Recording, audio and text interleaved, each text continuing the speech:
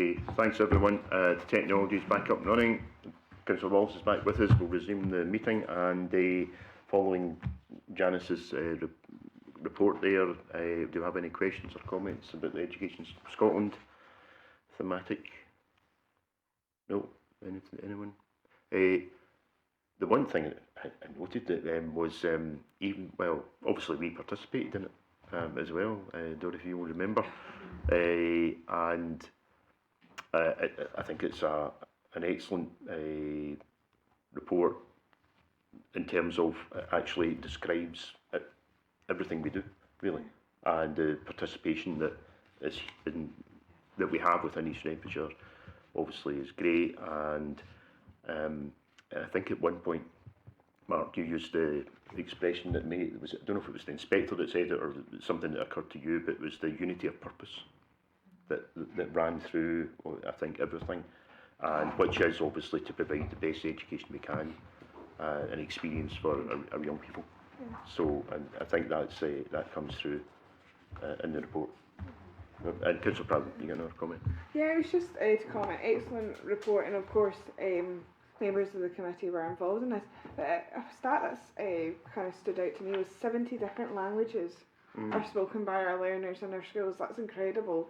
And I know a couple of years ago we had the Braid Bar report, and the amount of languages spoken at Braid Bar, and it just shows you how East Renfrewshire is becoming a very diverse community, and that of course sometimes brings its challenges for language differences, but again we're coping very well with that challenge, and we just want to make sure all our learners have the best experience in whatever setting they're in. So I think this is a great report. Yep, I agree with you, and I think actually it enriches the experience, and a lot of our young people and families actually recognise that we have that diversity. So if everyone's happy then with the report, and we've been asked to note. So thank you, Janice. And well, the next report then, next time, item on the agenda, I believe is going to be Mark, and it's about the West Partnership. Thank you, Convener. Education Committee noted the very good progress of the West Partnership and the contents of its improvement plan back in September 2024. Following the Cabinet Secretary's announcement to cease funding for regional improvement collaboratives in March 2025, a new collaborative framework has been agreed by the West Partnership. This report summarises evidence from two key papers which note the actions that had been undertaken by the West Partnership from when it was established in 2017 through to 2025. It highlights the impact and identifies the lessons learnt for future regional collaboration. Appendix 1 of your papers details the work of the West Partnership from 2017 to 25. It reflects 4 distinct chronological sections with brief studies for each period. Paragraph 9 to 12 of your paper sets out the 4 key time periods from the establishment of RICS through to the present day. Paragraph 13 summarises lessons from the 8-year period, including the way that the West Partnership's governance arrangements have been responsive to the environment and ensured a focus on meeting emergent needs, particularly through the COVID pandemic. The ability of the education system to innovate and rapidly upskill. The COVID-19 pandemic resulted in the learning of new technologies which have seen sustained use, and the role of RICS in spreading knowledge and skills around a system and in creating new learning and understanding. And we've heard a little bit about that this morning with the early years work that Janice took us through. The second report is based on evidence from Professors Chapman and Donaldson, who are part of the Scottish Government's International Council of Education Advisors in relation to the development of the West Partnership. Importantly, they highlight the impact of the regional improvement collaboratives directly on classrooms and schools and the enhanced sharing of ideas, tools and resources, leading to what they call a networked learning system. Paragraph 18 is important in identifying key factors that enable effective collaboration, including strategic leadership, evidence-based models of good practice, data-informed systems, again we've seen that this morning, and practitioner-led programs. The paper also sets out considerations designed to ensure the benefits of regional collaboration continue to be realised, and these will support the West Partnership as it takes forward its new collaborative framework. The evidence in these reports mirrors the evidence gathered by the Scottish Government in their review of RICS. They noticed that RICS were engaging with approximately 30% of schools, whilst accounting for 0.1% of education spending in Scotland. It's worth noting that in terms of the engagement across the West Partnership, it was close to almost 100%. And that also RICS have continued to strengthen collaboration across and between local authorities, between regional improvement collaboratives and with other partners. Paragraph 23 sets out the original aims of regional improvement collaboratives when they were established by Scottish Government. Based on the external evaluation of the Robert Owen Centre, of the work by Professors Chapman and Donaldson, along with the data on engagement from practitioners, the West Partnership is delivering on these aims and is well placed to continue to meet the needs of its stakeholders and support improvement in the future. Education Committee is asked to note and comment on the achievements of the West Partnership. Thank you, Convener. Thank you, Mark. And we're asked to note and comment on the reports. I think we're all probably quite aware of the West Partnership and everything that's done and how effective it was and the impact on the classroom. It was incredible. Any other comments? One of the key things. Sorry, Councillor Wall. Yeah, thanks, Chair. Yeah, just to say, my recollection of this at the very beginning, when I'm going back to sort of 2016, 2017, was that we were very concerned that this West Partnership was, if you like, was just going to be a kind of thin end of the wedge, as it were, that we would end up having a regional authority for education, etc. But quite clearly, as we've seen over the last 8 years or so, quite the opposite is true. What we've actually managed to get is we've managed to retain that local control. However, we've had the benefit of the experience and knowledge of the other authorities, and how frustrating it was to find that for such a small part of the budget, of the full education budget in Scotland, that the benefits of this cannot be seen. However, I commend the Director of Education, who's managed with his colleagues in the West Partnership to try and find a mechanism by which this can continue, albeit we're really kind of having to fund this individually, if you like. But the benefits way outstretch the actual economic cost or time cost, if you like. And yeah, just to commend the Director of Education for his very valuable input, which I know is greatly respected and appreciated by other authorities and those in the West Partnership. I'll say no more. I'll end up getting into politics, so we don't want to do that. Okay. Thank you, Councillor Wallace. Noted, and I agree with pretty much everything you have said, and you touched on there actually one of the key things I wanted to. It might be helpful to understand maybe a bit more about what happens beyond. Where are we? And the Councillor Wallace noted that we may not have the same visibility of it. The Glasgow City Region Education Committee has gone, so it's reassuring to. Well, could you give some reassurance on what's continuing to work? And there was so much that had been created, content that was incredibly valuable, I think, for practitioners, teachers in the classroom. I think we got reassurance at the City Region Cabinet, but I think the committee would like to hear as well about the fact that it's still there, still utilised and collaborated with. Thank you, Convener. Yeah, I can provide, I suppose, a number of responses to that. So the West Partnership is going to continue to operate, albeit, as Councillor Wallace said, with a significantly reduced funding and a much smaller team. We have agreed a collaborative framework. We will bring back, we're developing and finalising our improvement plan. We'll bring that back to Education Committee probably in September so that you have sight of that. There are still sort of 4 key work streams, and essentially the West Partnership worked effectively when it wasn't seen as a small group of central staff that were doing it. It was staff from across the local authority partnering together, and that is what we're continuing to try and strengthen, so that it is that in the education jargon term, it's that network learning system of us learning from one another. And we've seen little examples of that this morning in the committee that Janice was taking us through around the early years, but there are other examples that, you know, Siobhan could talk us through. The directors meet on a regular basis. You touched specifically on the resources.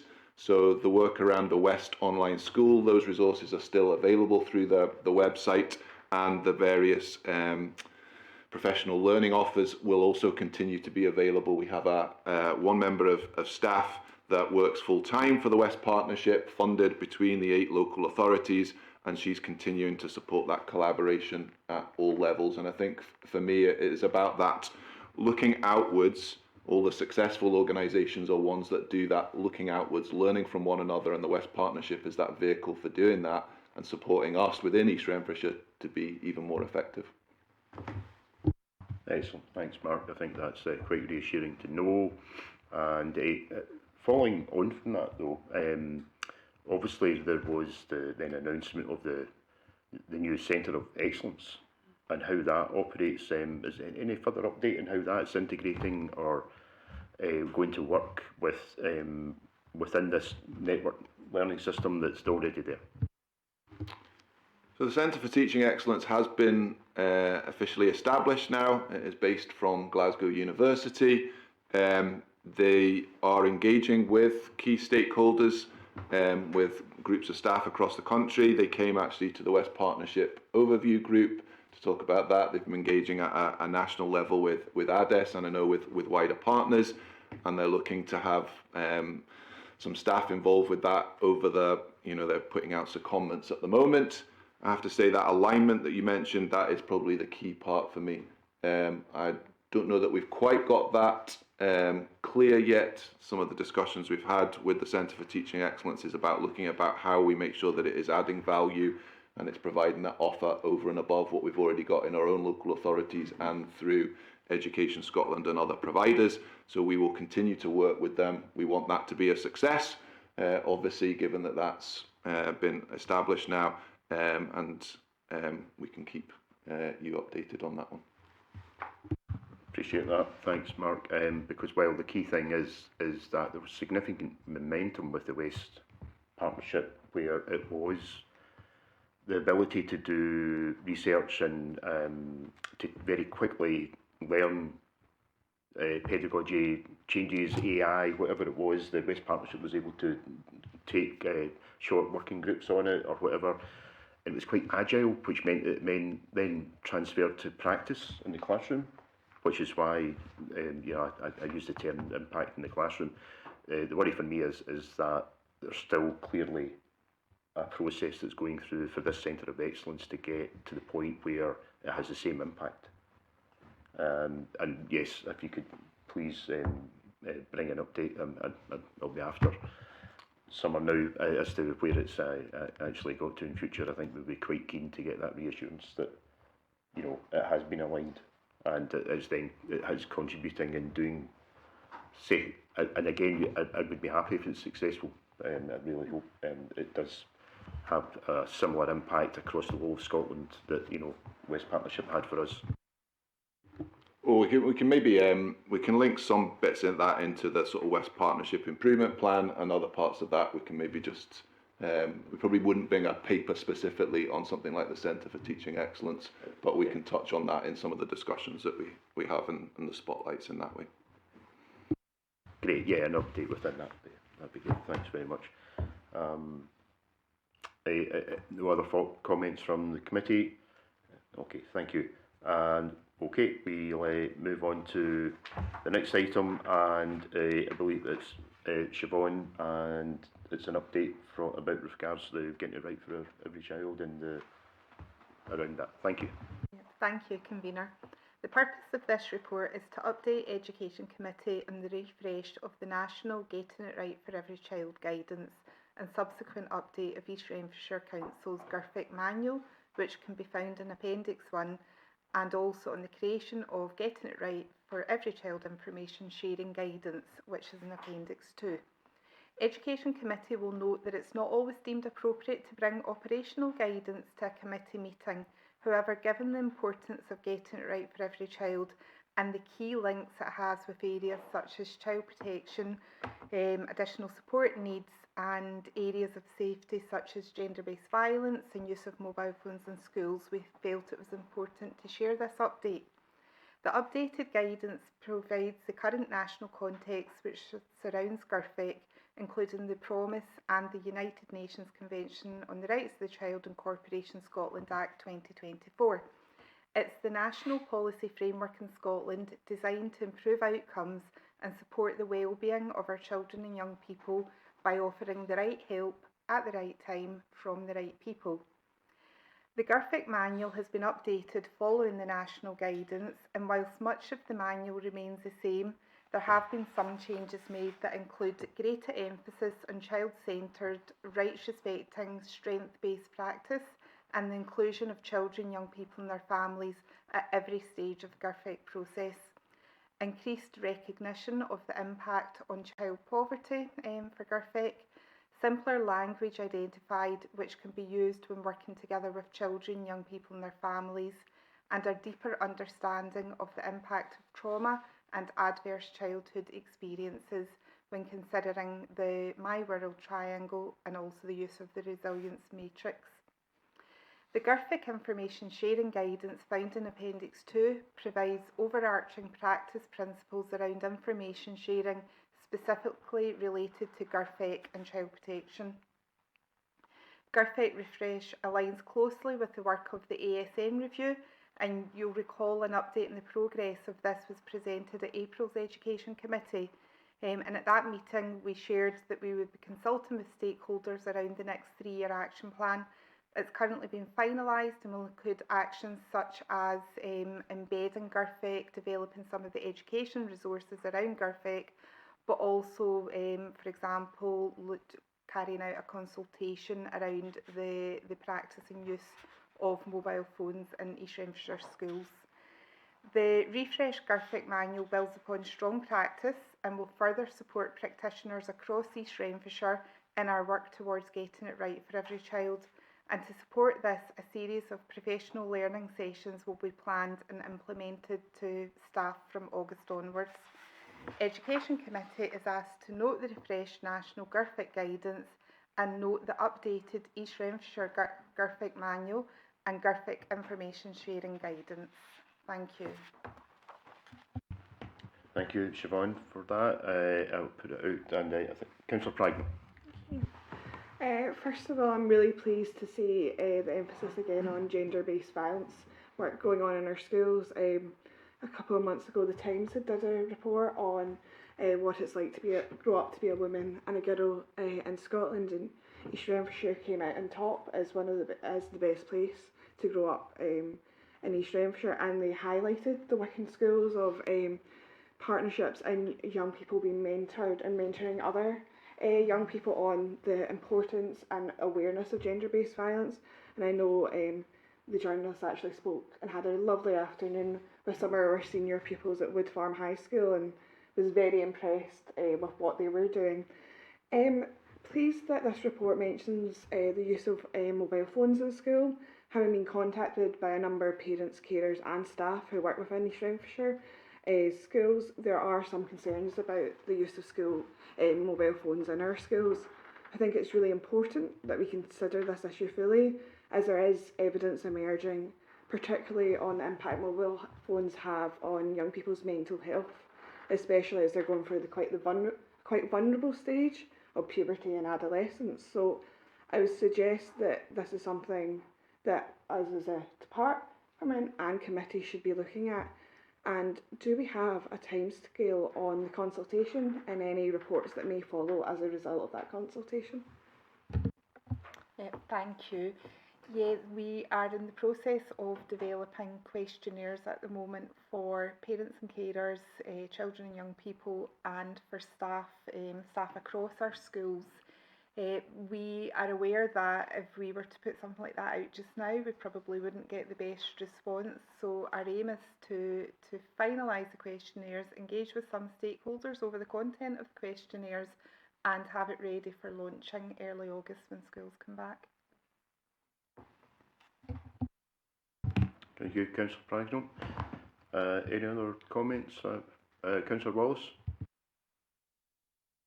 Yeah, thank you, Chair or Convener. Yeah, coming back to the mobile phones, I'm sure a number of the committee will be familiar with this book here, which was recommended to me, and it's a bestseller, and it's all about the mental health situation with our youngsters now as a direct result of the use of smartphones. There are 4 key issues in it about how to change this or try and have some influence over this. And one key one, excuse me, the third one factor here is about phone-free schools, and making it very clear that in all schools from elementary through high school, students should store their phones, smartwatches, and any other personal devices that can send or receive text in phone lock pouches during the school day. Now, I appreciate that to suddenly fire that out to our youngsters who really spend an awful lot of their time on smartphones, that would be a big ask. And I do appreciate the value of going out into consultation on this. But I don't think there's any question in anybody's mind the impact that smartphones are having on our youngsters. That is not to say that we must do without them, but we need to find a way through this for the benefit of our young people. So I certainly commend that we're going through this next consultation period, and I really look forward to seeing the results of this. Thank you. Thank you for that. Councillor Wallace, any other comments from the committee? Oh, Councillor Campbell. I would just like to back up what... thank you, Chair. I'd just like to back up what Councillor Wallace was saying. And I'm very aware from what I've heard from parents and pupils. It's not just receiving and sending texts. The smartphones facilitate bullying, taking photographs of people eating their meals, photographs of girls' legs. Just, they're being used for bullying. And so, therefore, we must really look into how they're being used. Thank you. Thank you, Councillor Campbell. Des? Thanks, Chair. Yeah, I mean, I've been made aware through the work of the Violence to Staff LNCT subgroup of the consultation taking place, and I, as teachers' representative, welcome that. There's clearly, as has been alluded to already, a lot of issues here in relation to mobile phone usage in schools. One of the factors that came out in recent EIS surveys, I mean, I'm not here in my EIS capacity, I'm here in my teachers' representative capacity, but it is how behaviour in schools is affected by that. But I think that it makes eminent sense to undertake the consultation that Siobhan has referred to. And so that we move forward in a kind of fact-based approach. Thanks, Convener. Thank you, Des. Yep, I think the consultation's key, and it'll be very interesting to. We'll be prepared, I'm sure, thoroughly, and give us back as much information in detail. And I recognise what you're saying about behaviour. I think it's been Councillor Campbell's touched on it as well. And I think Councillor Pragnell touched on it as well. The effect it has on clearly there's a lot of our young people who are still succeeding at school, etc., but it's about behaviour. So academically, it's not necessarily affecting many of them, but it is affecting some, and it's the vulnerable. So it'll be very interesting to see how that proceeds. Sorry, Councillor Merrick, a comment? Yeah, I think good luck with consultation is absolutely necessary. This isn't just a problem for schools, this is a problem across society in general, and a really big one.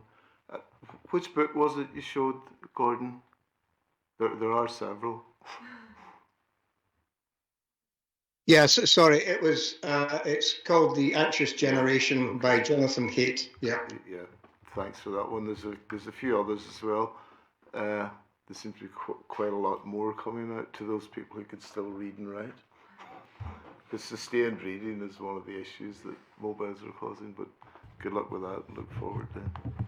to at least some kind of fight back. Thank you, Councillor Merrick. And I suppose, for the, as you said, other books are available, just in case the committees. Yes, and are easily findable on in various bookshops in relation to the same topic, I'm sure. I appreciate that. Yeah. Okay. So I think yeah, we've been asked to obviously note and comment, and we'll see what happens back in. So that'll be brought back. Was there another paper that's required for that, but before the consultation, or?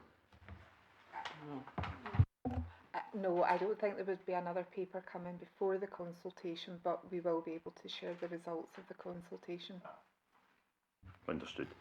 Thanks, Siobhan. Well, I think we're all happy with that item, thank you. And we're going to the last item, which is and I believe this is Joe that's going to present this. Where are you, Joe? Sorry. And it's about the Glen Family Centre. I'll hand over to you. Thanks. Thank you, Convener, and good morning to everyone once again. The report commencing on page 183 of the combined set of papers informs committee of the department's proposal to seek committee's approval to consult on the proposal contained in Appendix 1 to close Glen Family Centre, with the 0 to 3 services provided at that establishment being moved to Glenwood Family Centre from academic session 2026-27 and beyond. Almost all early learning and childcare settings across the council area deliver services to children from the age of 3 until commencement of primary school education, with a small number also providing services for children aged 2 to 3 years. Glen Family Centre is one of only 2 establishments in the council providing services for children across the ages of 0 to 3 years, and is located in the east of the council area. Like all 32 local authorities in Scotland, East Renfrewshire Council has a statutory requirement to ensure sufficiency of education places to meet the demand from local residents, but with due regard to efficient use of resources and best value approaches. Occupancy rates are monitored to ensure best value for money, and naturally low levels of occupancy are neither efficient nor effective and can commit valuable resources that can be used in other ways. Paragraphs 27 through 36 of the consultation paper provide detail of how Glenwood Family Centre would be able to accommodate children who attend Glen Family Centre, extending the provision at Glenwood for 0 to 5 year olds, with only minor adaptations being required to Glenwood. Table 2 on page 196 demonstrates that in most recent years almost 50% of children have transitioned to Glenwood Family Centre from Glen at the age of 3, and so the proposal aligns well with current parental preferences.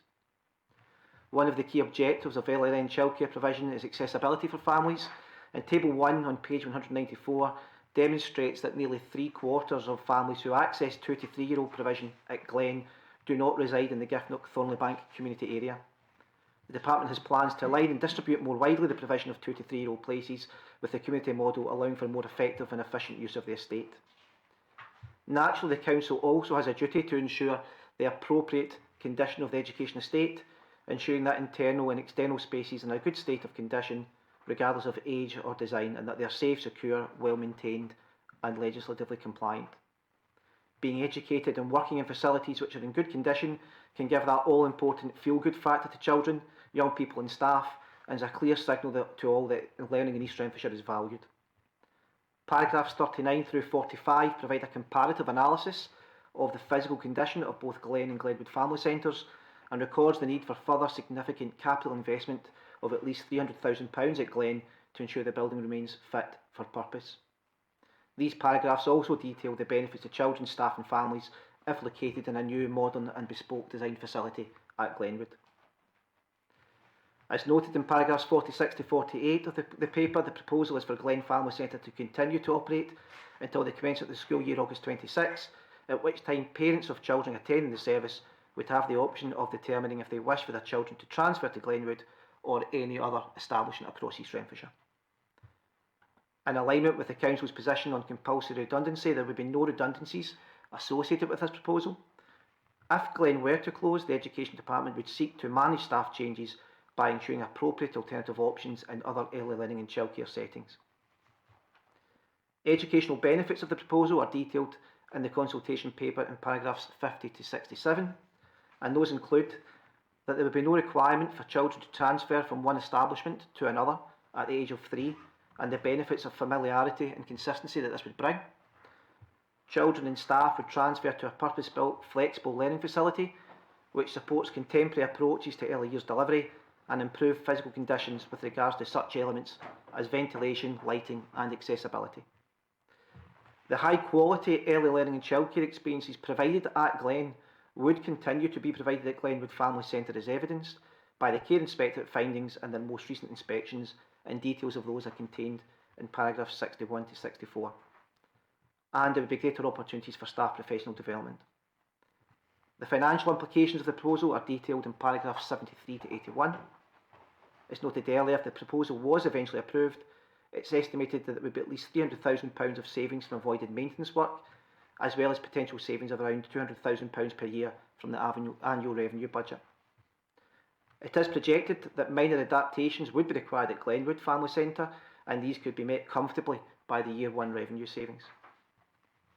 Should the proposal ultimately be approved, the long-term plan for the current Glen Family Centre will be considered by the Council's Corporate Asset Management Group, which will consider the options for the site and with future reports provided.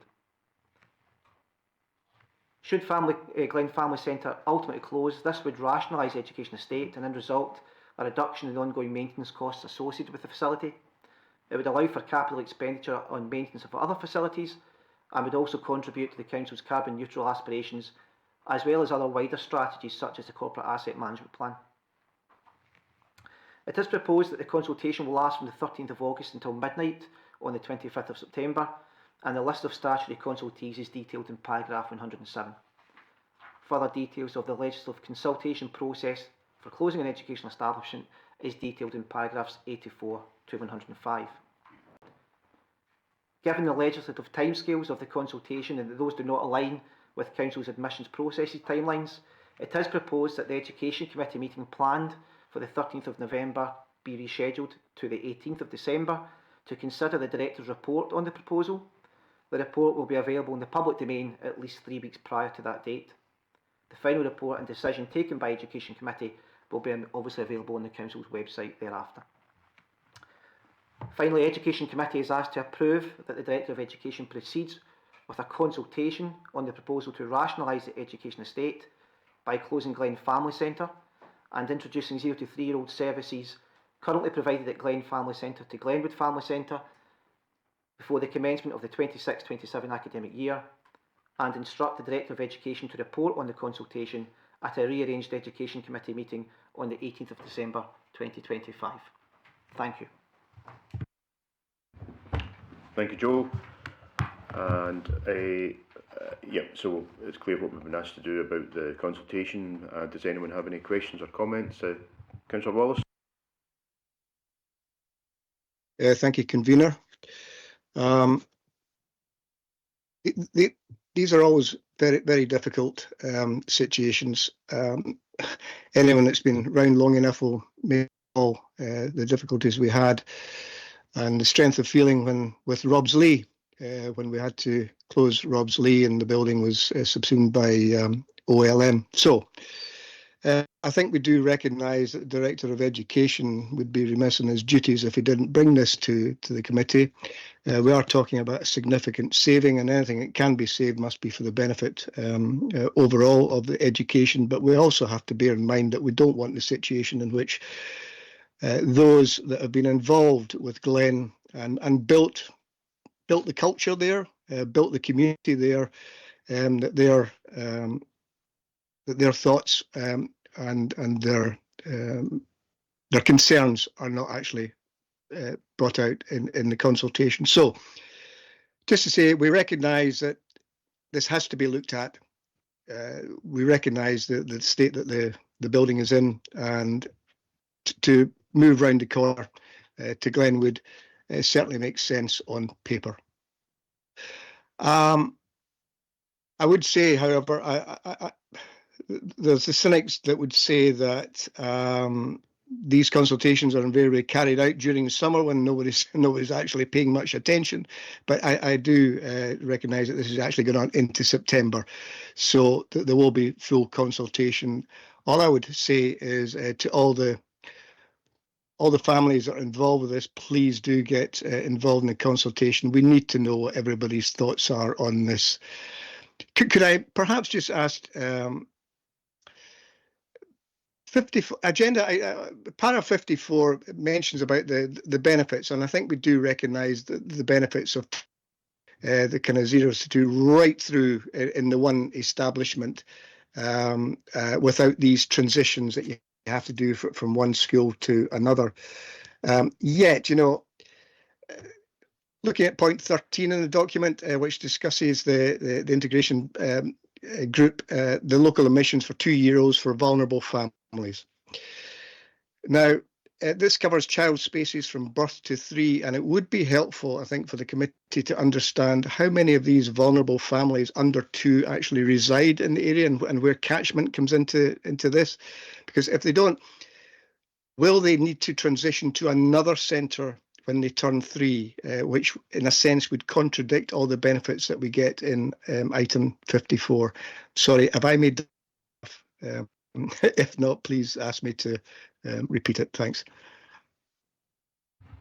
No, I think that's fine, Councillor Wallace, and again, a response. Yeah, I'm happy to come in there. So we have some, you know, obviously we've got some information. Can I just confirm, Councillor Wallace, so you're just wanting to double check how many of the, I suppose, the kind of eligible or vulnerable young sort of children aged 0 to 3 are residing within the Giffnock and Thornabank community at the moment who attend Glen?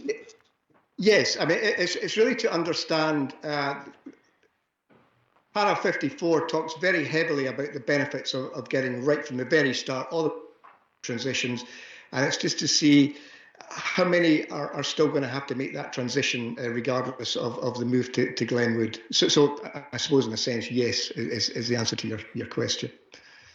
Yeah, so what we see, I mean, this is obviously figures for the current year, and it can change, but based on the kind of evidence we've got at the moment, so it's probably around about a third of the children at Glen at the moment are residing within the Giffnock Thornabank community, and similarly about a third to slightly actually higher, kind of about 35 to 45% are within the Newton Mearns community. So what we see at the moment is quite a number, obviously travelling down Ayr Road to Glen, and that's linked to the fact we've not got that provision available within the Newton Mearns community at present. So we do see a number of families having to come down to access Glen to access that provision. But yeah, so it's slightly more families in Newton Mearns are accessing Glen than are accessing it from the Giffnock and Thornabank community at present. So, sorry, Chair, Convener, if I might just come back. So is the idea to expand provision up in the Newton Mearns area to take account of this? I think Janice is going to come in on that. Yeah, that sort of operational matter where we look at where there's need, and we have noticed increased need in Maidenhill with the social housing. So whereas previously we had enough provision in terms of in Barrhead and Glen, and indeed in Neilston, and we've got some in Cartmill, and what we now need to look at is where we can have provision for those eligible 2-year-olds in other communities. So just one last thing, if I could, Convener, really just to emphasise this importance of the consultation, that we do manage to capture everybody's thoughts on this. These are very emotive subjects. As I say earlier on, that there's a culture that's been built up within Glen, which we all need to respect, and we want to make sure that the benefits of anything that we've had from Glen will be in the corner if at the end of the day the decision is taken to close. But who knows, maybe consultation will actually suggest something, an alternative. Thank you. Thank you, Councillor Wallace. Janice? Yeah, and it was just really to talk about it was in the paper about the no redundancies. We would still need the same staff and would still be investing and learning from their expertise. If this consultation was to go ahead, and if the outcome of the consultation was to close Glen, it's the quality improvement team under my leadership would work with the existing head teachers and head of centre and the staff to make sure that the value that they add to the experiences of our children will not be lost in this process. Okay, thank you, Janice. Councillor Bragg? I just have one question. Given the Glen was built in the 1980 and Glenwood was opened in 2021, was this ever considered before during the 1140 hours expansion to actually merge kind of the two centres? Accommodate. No, and when you think back to the expansion plan and the information we had about birth rates at the time, and we also were unsure about local development plan 3, we were building Glenwood and maintaining Glen as a 0 to 3 provision. At the time of the expansion as well, the building in Glen didn't have the needs that it does now, because we're talking about that expansion plan was written 9 years ago, and unfortunately the wear and tear in buildings we're not able to predict in that way, so it was never the intention. Okay, thank you, Janice. Thank you, Councillor Pragno. Any other questions with regard to this paper? No. Okay, and so the committee's been asked to approve that the Director of Education proceeds with the consultation and notes and comments, obviously, from the councillors. And the proposal is to rationalise the education estate by closing the Glen Family Centre, and we have also instructed the Director of Education to report on the consultation at the rearranged Education Committee, and that's an important point actually for dates. That committee members notes that they may have it in their calendar already for the 13th of November, but it's been moved to the 18th so that we can get the consultation report. So okay, and committee's happy to approve the consultation. Thank you, and that's I think the end of the meeting, and I hope everyone has an enjoyable summer. Hopefully the weather will be good to us, and see you after the holidays. Okay, thank you.